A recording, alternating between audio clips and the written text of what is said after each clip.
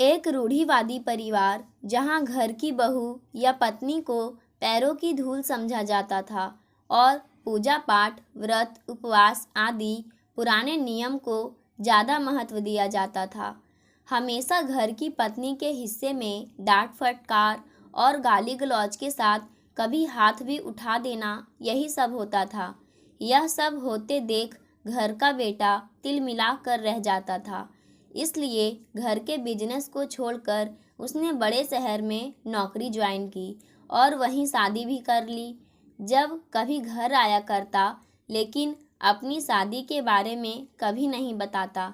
यह कहानी पति पत्नी के आराम से रहते हुए शुरू होती है और वे बिना पूजा पाठ किए कैसे मज़े से रह रहे हैं, यह दिखाती है। पर मुसीबत तो तब आती है जब बेटे की माँ अचानक वहाँ धमक जाए और कहे कि शादी तोड़ो, वरना पिता की अपनी और संयुक्त परिवार की संपत्ति सारी उनकी बेटी को चली जाएगी, जिसका पति सजातीय, पूजा पाठी, अयास और निकम्मा है। क्रिश्चियन लड़की सुनैना जी, हम ये क्या सुन रहे हैं? अरविंद ने कोर्ट में क्रिश्चियन लड़की से शादी कर ली।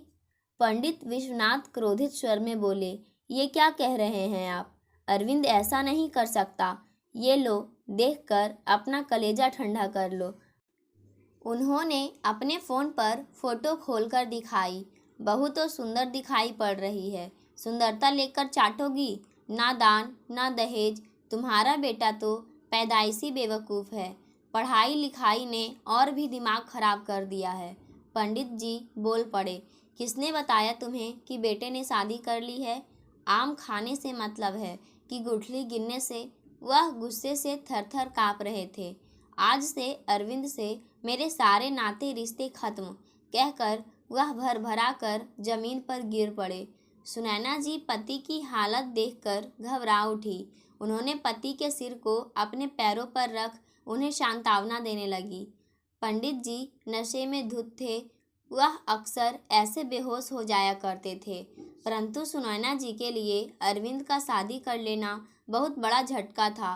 वह सिसक कर रोने लगी। हाय अरविंद, यह तुमने क्या किया? मेरे सारे अरमानों पर पानी फेर दिया। थोड़ी ही देर में संयत होने के बाद वे बोली, देखिए जी, गायत्री और मनोहर को कानों कान खबर नहीं लगनी चाहिए, नहीं तो पूरी बिरादरी में बात फैल जाएगी। हम खुद अरविंद और बहू को लेकर आएंगे और धूमधाम से पार्टी करके सबको बता देंगे। वे मन ही मन सोचने लगी कि अरविंद के घर ना आने की यही वजह होगी, तभी उसे घर आए साल भर से ऊपर हो गया है। लेकिन उन्हें विश्वास था कि बेटा उनकी बात को नहीं टालेगा। सोच ही रही थी, तभी उनका फ़ोन बज उठा। उधर अरविंद था। माँ, मैं ऑफिस के काम से मुंबई जा रहा हूँ, फ्लाइट में हूँ। अरविंद, मेरा बच्चा, तुम कब आओगे? तुझे घर आए पूरे 1 साल हो गए हैं। तेरे पापा की तबीयत ज़्यादा खराब है। तुमने तो हम लोगों को बिल्कुल त्याग ही दिया है। ना होली पर आए ना दिवाली पर। तेरे पापा तो धीरे धीरे खटिया से लगते जा रहे हैं। वह दुकान भी नहीं जा पाते। तुम्हारा इंतज़ार देखते देखते तो आंखें थक गई। मैं उनकी फ़ाइल लेकर आ रही हूँ। किसी बड़े डॉक्टर का इलाज करवाना होगा। हाँ हाँ, आप परेशान मत हो, आपको आने की ज़रूरत नहीं है। फ़ाइल मैं ऑनलाइन मोहित से मंगवा लूँगा। उसने कह तो दिया, लेकिन अरविंद मन ही मन परेशान हो उठा था। चाहे कितने ही बुरे क्यों ना हो उसके माँ पापा, वह उनका अच्छे से अच्छा इलाज करवाएगा। ठीक है माँ, हम आपका टिकट करवा कर बताते हैं। इन दिनों ऑफिस में काम ज़्यादा है, नहीं तो मैं खुद आ जाता। उसकी आंखों के सामने अपनी माँ का रोता सिसकता चेहरा सजीव हो उठता था। कभी कभी तो उसकी आंखें भी छलछला उठती थी जब पापा उसकी माँ पर नाहक ही चिल्ला चिल्लाकर गाली देना शुरू कर देते थे। यदि वह जरा भी मुंह खोलती तो अक्सर उनकी पिटाई भी कर देते। इसी वजह से पिता के प्रति जरा भी कोमल भावनाएं नहीं थी, वरना नफरत की भावना कूट कूट कर भरी हुई थी। पंडित विश्वनाथ दिल्ली से तकरीबन 300 किलोमीटर की दूरी पर कासगंज में रहते थे। यह एक छोटा सा शहर है। उनके पास संयुक्त परिवार की जायदाद से काफ़ी पैसा आता था, जिसे वह अकेले हजम करते थे। किसी चाचा को उनका हिस्सा नहीं देते। जब भी कोई बंटवारे की आवाज़ उठाता है, उसे गोल मोल उत्तर देकर टाल देते, क्योंकि वह बहुत कंजूस और लालची थे। उनका अपना साड़ियों का थोक का बिजनेस है, लेकिन सिद्धांत है कि चमड़ी चली जाए लेकिन दमड़ी ना जाए। बी टाउन की जीवन शैली है, मोटा खाओ मोटा पहनो। सुबह जोर जोर से घंटी बजा बजा कर भजन गाना, गले में रंग बिरंगी माला उनकी पहचान थी। वह साथ साथ में माँ के लिए गाली निकालते रहते, और जब किसी भी व्यापारी या दुकान के किसी काम से फ़ोन आए तो चीखना चिल्लाना साथ में, मुँह से गालियों की बौछार करते रहना। हाथ की उंगली तो माला के दाने सरकाती जाती है, लेकिन जबान और दिमाग खुराफात में बिजी रहता है। रात में दारू की बोतल पीकर आना और गालियों की बौछार करते हुए घर में घुसना, यह तो उनकी पुरानी आदत थी। अरविंद को तो अपने पापा से नफरत है, इसीलिए वह उनसे बात नहीं करता। वह अपनी दादी को बहुत प्यार करता था, वे भी उसे बहुत चाहती थी। उन्हें टाइफाइड हो गया तो पापा कंजूसी के मारे कभी वैद्य जी की पुड़िया तो कभी हकीमजी का काढ़ा तो कभी होम्योपैथिक दवा। माँ, ये दवा बहुत बढ़िया है। दवा के सारे एक्सपेरिमेंट उन पर होते रहे, और जब बहला फुसलाकर कागजों पर दस्तखत करवा लिए और तिजोरी की चाबी हथियाकर सब सामान चुपचाप पार कर दिए, तो पापा ने उनकी ओर आंख उठाकर देखना भी बंद कर दिया था। उनकी हालात खराब होने की खबर जब शांति बुआ को लगी, तो वे आकर उन्हें अपने साथ ले गई थी। जब 6 महीने के बाद दादी गुजर गई, तो मुंह फाड़ फाड़ कर हाय माँ हमें छोड़ गई रो रो कर दुनिया को दिखा रहे थे। फिर 13वीं पर अपनी बिरादरी व पंडितों की दावत कर अपनी जाति बिरादरी में अपना नाम ऊंचा कर लिया। जब वह 7 से 8 साल का था, तभी गायत्री दीदी की शादी खूब धूमधाम से की।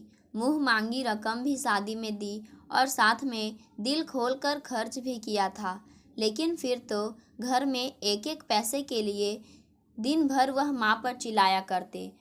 उस समय वह छोटा था, तो बचपन से सभी बच्चों की तरह पढ़ने की जगह खेलने में मन लगता था। दूसरे बच्चों की तरह कभी कंचा तो कभी गिल्ली डंडा, कबड्डी, पहलवानी में बहुत मज़ा आता। उसे अखाड़े में कुश्ती देखने में बहुत आनंद आता। अपने बगीचे में जाकर अमरूद, खीरा, आम तोड़कर खाना उसे बहुत अच्छा लगता। मुख्य बात यह थी कि वह पढ़ने से जी चुराता था। उसे बाजार की चाट बहुत अच्छी लगती। पापा जब हिसाब मांगते तो घर के सामान में तिकड़म भिड़ाकर कभी यहाँ से तो कभी वहाँ से पैसे ताड़कर मौज मस्ती कर लेता। यह सब 10-11 साल की उम्र तक चलता रहा, लेकिन जैसे जैसे बड़ा होता गया, पापा की गालियाँ और बात बात में पिटाई बुरी लगने लगी थी। अब उनका पूजा पाठ भी ढोंग लगता था। गायत्री दीदी का आना जाना और फरमाइशें बढ़ती जा रही थी। वे जब आती तो उनकी गोद में एक बच्चा रहता। घर का माहौल तनावपूर्ण रहता। वह चुपके चुपके माँ से कुछ मांगती और पापा से रो धोकर मांग कर ले जाती। उसका नतीजा उसे भुगतना पड़ता। स्कूल की फीस के लिए भी पापा परेशान करते। जैसे ही वह किसी चीज़ के लिए कहते, जैसे खिसियानी बिल्ली खंभा नोचे, उसी तरह उसको डांट कर भगा देते और अक्सर पिटाई भी कर देते। वह बड़ा हो रहा था। उसकी दोस्ती अमन से हो गई थी। वह क्लास में फर्स्ट आता था। उसकी मम्मी टीचर थी। एक दिन वह उसके घर गया तो आंटी ने अमन के साथ उसको भी पढ़ने के लिए बिठा लिया। अब तो वह रोज़ उनके घर पढ़ने के लिए जाने लगा था। नतीजा यह हुआ कि वह हाई स्कूल में फर्स्ट आया और उमा मौसी जो दिल्ली में रहती थी, वह अपने घर पर रखने को राजी हो गई। पापा को लगा कि बिल्ली के भाग से छींका टूटा। आंटी के सिफारिश करने की वजह से वहाँ का फॉर्म भर दिया और किस्मत से एडमिशन भी हो गया। बस जुट गया पढ़ाई में। बस उम्र के साथ साथ अक्ल भी आ गई कि उसे पढ़कर कुछ बनना है। कुछ सालों के बाद मौसा जी का ट्रांसफ़र हो गया तो वह लड़कों के साथ कमरे में रहने लगे। अपने खर्चे के लिए मॉल में पार्ट टाइम जॉब कर लेता, अपनी फीस के लिए भी नहीं कहता। होली दिवाली की छुट्टियों में जाता तो लायक बेटा बनकर जो कहते चुपचाप कर देता। लेकिन माँ पापा की लड़ाई झगड़ा, गाली गलौज और मारपीट देख मन खट्टा हो जाता और घर से मन उचटता गया। जब वह दिल्ली में एमबीए कर रहा था तभी रोजी पहली नज़र में उसे भा गई थी। एमबीए करते ही प्लेसमेंट हो गया। रोज़ रोजी से मुलाकातें होती रही और वह उसके प्यार में डूबता गया। उसे अच्छी तरह पता था कि पापा क्रिश्चियन लड़की से शादी करने को कभी भी राजी नहीं होंगे, क्योंकि इससे बड़ा अधर्म उनके लिए कुछ हो ही नहीं सकता। इसीलिए कोर्ट में शादी करने के सिवा कोई चारा ही नहीं था। समय बीतता गया। अब तो पूरा साल बीत गया। जब फ़ोन आता है तो कह देता हूँ कि मीटिंग में हूँ, बिजी हूँ, छुट्टी नहीं मिल रही है आदि। एक सुबह वह सोकर उठा ही था कि फ़ोन की घंटी घनघना उठी। सुबह के 7 बजे वॉचमैन बोला, कोई सुनैना जी और गगन जी आपसे मिलना चाहते हैं, आप ऊपर भेज दे। कहते ही उसके होश उड़ गए थे। माँ रोजी को देखेंगी तो क्या होगा? शायद गगन ने रोजी के बारे में माँ को बता दिया है। यहाँ उजाले में नहाते हुए बड़े से शीशे में अपने को देख उन्हें सुखद एहसास हुआ था, जिसको उनके चेहरे की मुस्कुराहट बयान कर रही थी। वह मन ही मन लापरवाही से बोला, जो होगा देखा जाएगा। एक दिन तो बताना ही था। आज ही मैं उन्हें बता दूंगा कि मैंने रोजी के साथ शादी कर ली है। शुभशय शीघ्रम। उसने मन ही मन माँ का सामना करने के लिए अपने को तैयार कर लिया था। रोजी भी घबराई हुई थी, जाने क्या हंगामा होने वाला है। वह मन ही मन डर रही थी। वह अपने कमरे में चली गई थी। वह समझ नहीं पा रही थी कि उसे क्या करना चाहिए। माँ आई है। सुनते ही अरविंद भावुक होकर लिफ्ट से तेजी से माँ से मिलने को आतुर हो नीचे पहुँच गया था। उनके पैर छूकर वह उनसे लिपट गया। माँ बेटे दोनों की आंखों से आंसू बह निकले थे। गगन उसकी दूर की बुआ का बेटा था। वह भी उसी कंपनी में काम करता था। माँ को शायद उसी ने बताया होगा। क्यों अरविंद, हमें किसी ने बताया है कि तुमने ब्याह कर लिया है? धीरे बोलो माँ, घर के अंदर चलो, सब बताते हैं। वे घर में घुसते ही सुंदर साज सज्जा को देखती ही रह गई। मुझे लग रहा है कि यह बात सच है कि तुमने शादी कर ली है। मेरी बात मत काटो। अब मैं बिरादरी वालों के सामने क्या मुंह दिखाऊंगी अरविंद? तुम बहुत ही नालायक निकले। मेरी नाक कटा कर रख दी आदि कहकर रोती बिसुरती रही। देखिए माँ, शादी तो हमने कर ली है। अब जैसे बात बने वह करिए। यह तो बताओ कि कौन सी जाति की है? अरविंद बात बदलते हुए बोले, माँ पापा कैसे हैं? पापा का तो वही हाल है। पहले भांग का गोला खाते थे, अब तो दारू की बोतल के सिवा उन्हें कुछ नहीं चाहिए। तुम्हारे जीजा मनोहर और पापा बैठकर बोतल चढ़ाते हैं। जीजी भी लालची हो गई है। धीमे धीमे मुझे तो किनारे कर दिया है और खुद ही मालकिन बन गई है। कहते कहते वे आंसू बहाने लगी थी। बेटा अरविंद, तुमसे हाथ जोड़कर कह रहे हैं, तुम घर चलो, नहीं तो सारी जायदाद पर तुम्हारे जीजा कब्जा कर लेंगे। वह माँ के साथ बातों में व्यस्त था, लेकिन रोजी को लेकर परेशान था कि तभी रोजी अपने हाथ में ट्रे में चाय नाश्ता लेकर आई। वह उसे देखकर दंग रह गया था, क्योंकि उसने साड़ी पहन रखी थी। उसने आते ही माँ के पैर छूकर उनका दिल जीत लिया था। उन्होंने प्यार से उसे आशीर्वाद देकर अपने बगल में बिठा लिया। अरविंद, बहू तो सुंदर भी है और सलीके वाली भी है, किसी अच्छे घर परिवार की दिखाई पड़ रही है। उन्होंने अपने हाथों से सोने के कंगन उतारकर उसे पहना दिए थे। वह मन ही मन डर रहा था कि रोजी माँ को यह ना बता दे कि वह क्रिश्चियन है।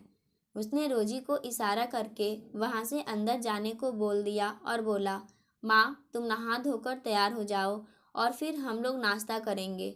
तब तक मैं डॉक्टर से बात करता हूँ। लाओ उनकी रिपोर्ट हमें दे दो, तब तक हम देखें कि क्या गड़बड़ है। वह पापा की फाइल में रिपोर्ट को बड़े ही ध्यान से पढ़ने लगा था। सुनैना घर की एक एक चीज को बड़ी बारीकी से देख रही थी। बाथरूम में रखे शैम्पू, फेस वॉश, लोशन आदि की बोतलों को उठा उठाकर समझने की कोशिश कर रही थी।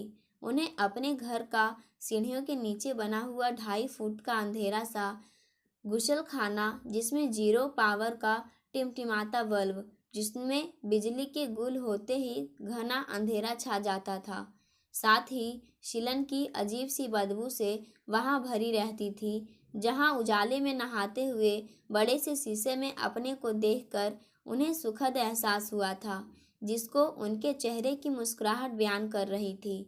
जब वे बाहर आई तो अरविंद ने उनके सामने आसन बिछा दिया था, क्योंकि वह जानता था कि माँ पहले पूजा करेंगी तब नाश्ता करेंगी। उन्होंने अपने बैग से कुछ किताबें और माला निकाली। उनकी उंगलियां तो माला के दाने सरकाती जा रही थी, परंतु आंखें तो रोजी के इर्द गिर्द घूम रही थी। दोनों के फोन लगातार बज रहे थे, क्योंकि आज उन लोगों की एनिवर्सरी की पार्टी पहले से प्रायोजित थी। उन लोगों के फ्रेंड्स विश कर रहे थे। क्यों अरविंद, आज कुछ खास बात है क्या? बहुत फ़ोन आ रहे हैं। हाँ माँ, आज पार्टी है। हम लोगों की शादी को पूरे 1 साल हो गए हैं। आप बड़े ही मौके से आई हैं। आपको सब दोस्तों से मिलवाएंगे। नहीं अरविंद, हम होटल वगैरह में कभी गए नहीं हैं। मुझे नहीं अच्छा लगेगा। वहाँ रोजी की माँ भी आएंगी, आप उनसे भी मिल लेना। एक शर्त पर मैं चलूँगी कि तुम घर चलने का वादा करो। ठीक है, रात में प्रोग्राम सेट करता हूँ। पहले डॉक्टर से बात कर लूँ। रोजी समझदार थी। आज वह इंडियन स्टाइल में तैयार हुई थी। पिंक कलर की साड़ी, चूड़ियाँ और गजरे में वह बहुत सुंदर लग रही थी। वह इस तरह किसी त्योहार पर ही तैयार हुआ करती थी। अरविंद रोजी को देखता ही रह गया था। सुनैना जी बेटे बहू की सुंदर जोड़ी को देखकर अपने मन की सारी उलझन भूलकर खुश होकर बेटे बहू की नज़र उतार कर बोली, राम सीता सी जोड़ी है, और आशीर्वादों की झड़ी लगा दी थी। माँ को हंसते मुस्कुराते देख अरविंद को माँ का पहले वाला रोता सिसकता चेहरा याद आ गया था। शाम को पार्टी में खूब मस्ती हुई। जब रोजी माँ का हाथ पकड़कर डांस के लिए लेकर आई, सबने खूब तालियां बजाई थी। पल्लव, जो उसका खास दोस्त था, वह बोला, अरविंद तूने सही फैसला लेकर रोजी से शादी कर ली है। दोनों कमा रहे हो, गाड़ी ले ली, फ्लैट भी ले लिया, लाइफ को एंजॉय कर रहे हो। आज आंटी भी कितनी खुश दिख रही है। मुझे देखो, माँ पापा की जिद के चक्कर में 35 साल का हो गया हूँ। उन्हें दहेज के साथ ढेर सारा नकद चाहिए, तो मुझे प्रोफेशनल लड़की चाहिए। बस इसी झमेले के झूले में साल दर साल उम्र बढ़ती जा रही है। मैं तो अपनी ज़िंदगी से तंग आ गया हूँ। मन करता है कि पंखे से लटक जाऊं और जिंदगी से छुट्टी मिल जाए। अरविंद अपनी उलझनों में उलझा था। अभी पापा का सामना करना है और सबसे छिपाना है कि रोजी क्रिश्चियन है। वह स्वयं गहरी सोच में था। उसके चेहरे पर तनाव परिलक्षित हो रहा था। पल्लव इसी तरह से जिंदगी से हार नहीं मानते। उसने उसके कंधों को थपथपा कर कहा, दोस्त, यह जिंदगी एक जंग है, कहकर वहां से हटकर दूसरे दोस्तों को अटेंड करने लगा था। अरविंद और माँ दोनों ही अपनी अपनी उधेड़ बुन में लगे हुए थे। आज वह माँ के बगल में लेटा हुआ लाड जता रहा था। पार्टी तो बहुत बढ़िया रही, लेकिन अरविंद तुमने अभी तक नहीं बताया कि तुम्हारी पत्नी कौन सी जाति की है। गगन बता रहा था कि वह क्रिश्चियन है। तो क्या हुआ, वो अछूत हो गई? सुंदर है, अच्छे घर परिवार की है, सब सही है। ये क्रिश्चियन है, इसीलिए तो मैं अब तक घर नहीं आया। ना जियोगी, ना ही जीने दोगी। इतना अच्छा मूड था, सब खराब करके रख दिया आपने। वह नाराज हो उठा। तुम घर चलो बेटा, नहीं तो सब जायदाद मनोहर अपने नाम करवा लेंगे। तुम्हें कुछ भी नहीं मिल पाएगा। माँ ने दूसरा पासा फेंका था। नाराज अरविंद विफर कर बोला, माँ, आज तुम्हें जमीन जायदाद की याद आ रही है? जब स्कूल में मैं फटा जूता पहनकर जाता था और बच्चे मुझे चिढ़ाया करते थे, तब तुम लोगों को दर्द नहीं हुआ था? क्या करते अरविंद, तुम्हारे बाबू के सामने बोलते तो खुद ही पिट जाते। आप भूल गई होंगी, जब हम पार्वती के साथ बगीचे में लुका छुपी खेल रहे थे तो पापा ने मुझे जाड़े में ठंडे पानी से नहला दिया था, ये कहकर कि पार्वती दलित है, अछूत है, तुमने उसे क्यों छुआ। मैं कांपता रहा, रोता बिलखता रहा, उन्हें जरा भी दया नहीं आई और आप उनकी हाँ में हाँ मिलाती रही थी। क्या करते अरविंद, यदि हम कुछ बोलते तो वह हमें भी पीट पीट कर अधमरा कर देते। हमें यहाँ आए 3 दिन हो गए, तुम्हारे पापा का ना जाने क्या हाल होगा। बेटा जल्दी करो, कहकर वह रुआंसी हो उठी थी। जब मेला देखने के लिए पैसा मांगे तो पापा ने डांट कर भगा दिया। फिर मैंने चुपके से तुम्हारे डब्बे से 50 रुपये ले लिए थे तो आपने चिमटे से हाथ जला दिया था। यह देखो आज तक निशान पड़ा है। जब सुमित्रा की माँ ने आकर झूठ मूठ कह दिया था कि तुम्हारे बेटे ने हमारी बिटिया को छेड़ा है तो आप लोगों ने मुझसे एक बार भी नहीं पूछा और पापा सबके सामने ही चप्पल पीटने लगे थे। गाली तो हर समय उनकी जबान पर रहती थी। माँ बेटे दोनों की आंखों में आंसू लगातार बह रहे थे। पापा ने जिज्जी की शादी अपनी बिरादरी, कुल, गोत्र और जमीन जायदाद देखकर नकारा लड़के के साथ कर तो दी, अब झेलो। जल्दी जल्दी 4 बच्चे भी हो गए, उन्हें ना पढ़ाना और ना लिखाना, बस अपनी जाति बिरादरी देखती रहना। सारी जिंदगी पापा से गाली खाती रही और पीटती रही। आज हम अपनी ज़िंदगी में कमा खा रहे हैं, चैन से जी रहे हैं, तो कभी क्रिश्चियन तो कभी कुछ कह रही हो। ना मुझे आपके जेवर का लालच है और ना ही ज़मीन जायदाद का। मुझे कुछ नहीं चाहिए, मैं अपनी ज़िंदगी में बहुत खुश हूँ। आप सब कुछ जिज्जी को दे दीजिए, मुझे कुछ फ़र्क नहीं पड़ता। अरविंद उठने को हुआ तो उन्होंने उसकी बाह पकड़कर रोने का उपक्रम करने लगी। हाय राम बेटा, तुम्हारे पापा को वहाँ के डॉक्टर ने जवाब दे दिया है, तुम्हें उनकी जरा भी चिंता नहीं है। उनका लीवर और किडनी दोनों ही खराब हो गए हैं, बचने की उम्मीद ना के बराबर है। तो मैं क्या करूं? जो करे वह भरे, मैं कुछ नहीं कर सकता। अपने बाप के पैसे पर ऐश करने वाले अनपढ़ बेरोजगार गंजेंडी शराबी लड़का ढूंढा जो उनकी जात बिरादरी का था। कुंडली में 36 गुण मिलाए गए, फिर जिज्जी का ब्याह कर दिया, ना पढ़ाया लिखाया, अपनी ज़िंदगी खराब कर रखी है और साथ में जिज्जी की भी जिंदगी बर्बाद कर रखी है। 4 बच्चे हैं, वह भी ऐसे ही रह जाएंगे। ऐसा सुनकर वे सिसकने लगी थी। बोली, बेटा असल में तुम्हारे जीजा किसी दूसरी औरत के चक्कर में पड़ गए हैं। पहले तो हम सब तुमसे छिपाते रहे, लेकिन अब तो सारी रकम धीरे धीरे दूसरी औरत का घर भर रही है और बाकी नशे की भेंट चढ़ रही है। फिर भी तो जब से आई हो कौन जाति की है, क्रिश्चियन है कहे जा रही हो। यदि आपके दिमाग से क्रिश्चियन का भूत उतर जाए तो मैं कासगंज कुछ दिन की मेडिकल लगाकर वर्क फ्रॉम होम ले सकता हूँ। आप अच्छी तरह ठंडे दिमाग से खूब सोच विचार कर लो। कहकर उसने घड़ी देखी, रात के 3 बज चुके थे। वह तेजी से उठकर अपने बेडरूम में चला गया था। सुनैना जी की आंखों की नींद उड़ गई थी। सही तो कह रहा है, क्रिश्चियन है तो क्या हुआ, रूप गुण संस्कार, इतनी पढ़ी लिखी है, ऑफिस जाती है और मेरे पैर छूती है। उनके मन की बंदी से उन्हें समझा रही थी। जात बिरादरी कुंडली का क्या फ़ायदा मिला। उनका अपना जीवन गाली खाते और पीटते बीता और अब बिटिया की ज़िंदगी भी वैसे ही बीत रही है। पंडित जी की तो किडनी 70 साल में खराब हुई और मनोहर तो यदि 40 साल भी चल जाए तो समझो। उनके मन की बेड़ियां उन्हें धिक्कार रही थी। दोनों कितने प्यार के साथ खुशी खुशी रह रहे हैं और वहाँ तो दिन भर लड़ाई झगड़ा और आपस में गाली गलौज के सिवा कोई कुछ जानता ही नहीं। उन्हें अपने घर की भलाई देखनी चाहिए कि कौन क्या कह रहा है, यह सोचना चाहिए। रात भर की ऊहापोह तर्क वितर्क के बाद संशय का कुहासा छट गया था और सदियों से चली आ रही मन की जंजीरें टूट चुकी थी। उन्होंने सुबह उठते ही अरविंद और रोजी को प्यार से लिपटा कर कहा, आज तुम दोनों ने अपनी बात और व्यवहार से मेरी आँख पर से जात पात की बेड़ियों को, बंधन को काट कर रख दिया है।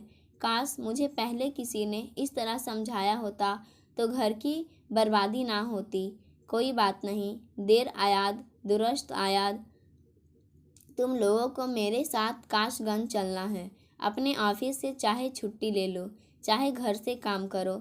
यह सोचकर चलो कि वहाँ तुम लोगों को लंबे समय तक रहना पड़ेगा। हमें यहाँ आए 3 दिन हो गए। तुम्हारे पापा को ना जाने क्या हाल होगा। बेटा जल्दी करो, कहकर वह रोआंसी हो उठी थी। रोजी बोली, मेरे पास तो साड़ियाँ 2-4 ही होंगे। बेटी तुम जो चाहे पहनना, कपड़ों की चिंता मत करो, दुकान से आ जाएंगे। कासगंज छोटी जगह तो है, लेकिन सब कुछ मिल जाता है। मनोहर और गायत्री को तो हम समझ लेंगे। माँ का यह बदला हुआ नया रूप अरविंद को अनजाना सा लग रहा था, परंतु उसके मन में साहस भी जगा रहा था कि यदि माँ का साथ मिलेगा तो रोजी को वहाँ रहने में परेशानी नहीं होने वाली। माँ को तो उसने दब्बू स्वभाव और पापा की हाँ में हाँ मिलाते हमेशा देखा था। अरविंद को महसूस हो रहा था कि माँ अपने बचपन की अधूरी ख्वाहिशों को रोजी के माध्यम से पूरा करके खुश होना चाहती है। यह सत्य भी है कि हर लड़की को शादी के बाद अपनी इच्छाओं, सपनों, अपनी सारी ख्वाहिशों को पति और परिवार के लिए बक्से में बंद कर स्टोर रूम के कोने में रख देना पड़ता है। और आज भी देखा जाता है कि पति परमेश्वर का पुरुषोचित अहंकार पत्नी की ख्वाहिशों के रास्ते में आड़े आ जाता है। परिवार और बच्चों के लिए हमेशा पत्नी को ही समझौता करना पड़ता है। ऐसा क्यों है? रोजी को देखते ही चारों तरफ में कौवे की तरह सब काँव काँव करने लगे, परंतु सुनैना जी के बदले हुए तेवर देखकर चाहे मनोहर हो चाहे गायत्री हो, सबकी बोलती बंद हो गई थी। पंडित जी शायद बेटे का इंतजार कर रहे थे। बेटों को देखकर तसल्ली से उनकी आंखें बंद हो गई थी। उनकी जीवन लीला समाप्त हो चुकी थी। घर में कर्मकांड को लेकर गर्मा गर्म बहस चालू हो गई। अरविंद को ना ही समाज के ठेकेदारों की परवाह थी और ना ही रिश्तेदारों की बकवास की। जीजा मनोहर और गायत्री जीजी ने भरसक कोशिश की कि सनातन रीति रिवाज से मृतक की आत्मा की शांति के लिए पिंडदान और अन्य क्रिया भाई अरविंद करे, परंतु वह अपने निर्णय पर अटल रहा। उसने 3 दिन के अंदर शांति पाठ और हवन करके अनाथालय में बच्चों को भोजन करवाकर इस कार्यक्रम की समाप्ति कर दी। अरविंद के आने के बाद घटनाएं इतनी तेजी से घटी थी कि वह दुकान पर अपना ध्यान नहीं दे पा रहा था। दुकान का तो बुरा हाल हो चुका था, ना ही कोई ढंग से हिसाब किताब था और ना ही लिखा पढ़ी, क्योंकि पापा महीनों से दुकान आते नहीं थे। इसलिए मनोहर ने दोनों हाथों से लूट मचा रखी थी। सबसे पहले उसने स्टॉक लिया, उसने एक अकाउंटेंट रखा और कई कैमरे लगवाकर अपने फ़ोन के साथ अटैच कर लिया। अब वह घर में रहकर दुकान पर भी अपनी नज़र रख सकता था। जब मनोहर ने ज़्यादा नाटक फैलाया तो उसने साफ शब्दों में कह दिया कि यह घर और दुकान पर मेरा भी हक बनता है, इसलिए मेरे हिसाब से रहना होगा, नहीं तो आप दोनों को अपना बोरिया बिस्तर समेट कर अपने गांव जाना होगा। मनोहर का नशा मुक्ति केंद्र से इलाज करवाकर उनके मन से नशा छुड़वाने की कोशिश की। मनोहर के पास जब पैसे की कमी होने लगी तो उनकी दूसरी महिला ने किसी दोस्ती दूसरे से कर ली थी। मनोहर बेबस पक्षी सा फड़फड़ा रहे थे, परंतु अब तो वह अनुशासन के पिंजरे में बंद कर दिए गए थे। सुनैना जी, अरविंद और रोजी की तिकड़ी ने किसी को नहीं चलने दी थी। अगली बार जब वह आया तो माँ को लेकर दुकान गया और उन्हें समझा बुझाकर दुकान की मालिक की गद्दी पर बिठा दिया। पहले तो वे सकुचाई, परंतु अपना यह नया जीवन डास आने लगा था। रोजी ने दीदी के बच्चों को अनुशासन और पढ़ाई के बागडोर वर्क फ्रॉम होम लेकर संभाल ली थी। 6 महीने के अंदर ही घर का कायाकल्प हो चुका था। चारों बच्चे समय से पढ़ते, समय से खेलते और रोजी के इशारों पर चलते। गायत्री ने भी बहुत हाथ पैर मारे कि किसी भी तरह रोजी को ना टिकने दे और उसे परेशान करे, नहीं तो सत्ता उनके हाथों से निकल जाएगी। परंतु सास बहू की इस जोड़ी ने ऐसा करिश्मा कर दिखाया जो उसने कभी सपने में नहीं सोचा था। लेकिन बच्चों को पढ़ते देख गायत्री खुद भी चुपके चुपके पढ़ने की कोशिश करने लगी थी। लगभग 1.5 वर्ष के बाद जब वह गाजियाबाद के लिए लौट रहा था तो सबकी आंखों से झरझर आंसू बह रहे थे। सुनैना जी अरविंद से फुसफुसा कर बोली कि क्रिश्चियन लड़की ने तो कमाल कर दिया। अरविंद ने भी रोजी को चिढ़ाते हुए कहा, क्रिश्चियन लड़की। पाठकों, आज की कहानी यहीं समाप्त होती है। धन्यवाद।